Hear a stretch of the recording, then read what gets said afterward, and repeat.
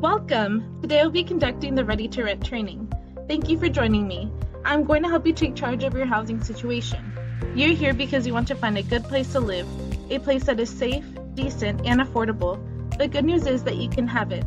If you're willing to do some planning and hard work, Shelter Inc. is here to help you. This training will help you become a successful renter. Before we begin, let me tell you a bit about our organization. Shelter Inc. is an independent, charitable, nonprofit 501c3 organization founded in 1986 to help alleviate Contra Costa County's homeless crisis. Our mission is to prevent and end homelessness for low-income, homeless, and disadvantaged families and individuals by providing housing, services, support, and resources that lead to self-sufficiency. Our goal is to work together with you on locating and securing affordable housing for you and/or your family.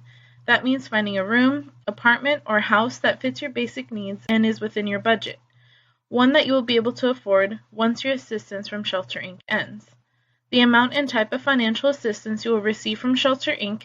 is determined by the program that you are enrolled in. Remember, this is a partnership. We are a helping hand to assist you as you transition into your new rental.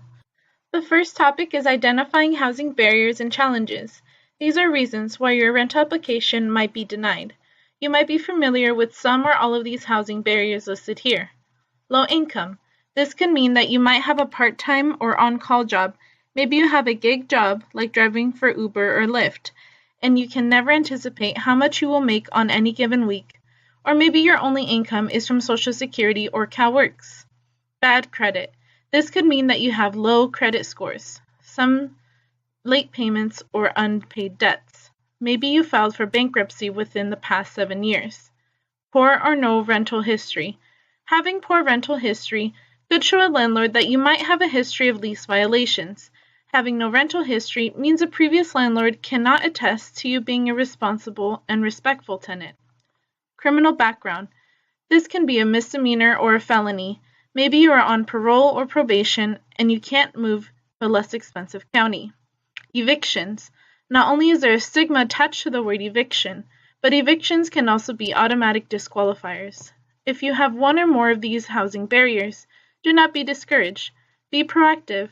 Start working on solutions to overcome these barriers. On the next slide, I will share some ideas with you to help get you started. If you have low income, maybe start budgeting. Get a second job or ask for more work hours, or file for child support. If you have bad credit, ask a landlord if they will accept a larger security deposit. Also, look within your own family and friend circle to see if they can co-sign for you as a guarantor. A guarantor co-signs a rental lease with you without moving into the apartment. The guarantor is legally responsible for taking on your financial obligations under the terms of the lease. That means that if you find yourself in a bind and you don't pay your rent, the landlord can go after your guarantor for the money. The guarantor is somewhat of a safety net. There is a lot of responsibility that comes with being one, so when you ask somebody to be your guarantor, make sure they feel confident that you will be able to pay for your rent on your own. If you have poor or no rental history, provide a letter explaining why you do not have rental history. Attach some personal references, such as references from your family, friends, or employer. If you have a criminal background, contact an organization like Bay Area Legal Aid for help in getting a record sealed or expunged. Also, research properties that don't do background checks or properties that don't have strict background checks. Some landlords will still rent to someone with a felony. It depends on the charge. If you have an eviction, contact an organization like Bay Area Legal Aid for help in getting your eviction cleared. The next topic we are going to review is budgeting. Here's an example of a budget sheet.